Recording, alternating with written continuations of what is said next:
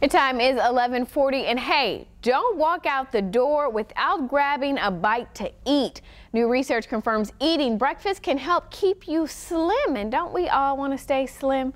Joining me to talk about that new research is St. David's Medical Center registered dietitian Clara DiVincenzo. Oh, I was so close in the break. DiVincenzo. Yes, close enough? Correct. Okay. That's perfect. Perfect. All right. Good morning to you, Claire. Thank you so much for joining us. So first and foremost, tell us about this new research. Yeah, so this was a new research study done by the Mayo Clinic that looked specifically at the breakfast habits of about 350 adults and looked at the correlation between how often they were eating breakfast and how likely they were to gain weight.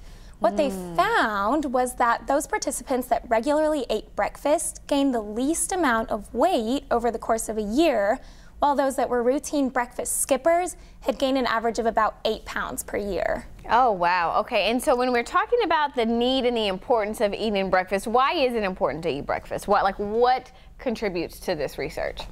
So by eating breakfast, we help curb our appetite later in the day. So although we're adding more calories in the morning, we're actually preventing excessive calorie intake later in the day from mindless snacking or overeating at later meals. Fantastic. And is it particular about what you should have? I mean, it's funny because we're showing like all these fast food breakfast meals and options, but does it matter what you choose to eat in the morning? That plays a role, right? Absolutely. So not all breakfast meals are created equal. We want to steer clear of those sugary treats like donuts or French toast covered in syrup.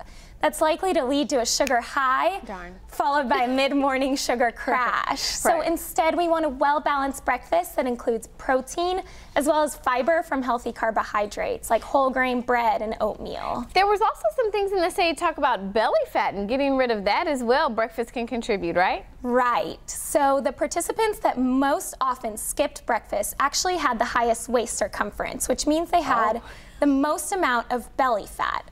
This particular kind of fat is actually associated with an increased risk of heart disease and type 2 diabetes. So it's the kind we really want to avoid. So we know eating breakfast, quick things we can also do to stay healthy and lose a little weight. You mean quick breakfast ideas? Yeah, quick things that we can do. Obviously, make sure your activity is upright and eat small meals throughout the day. Is that right? Right.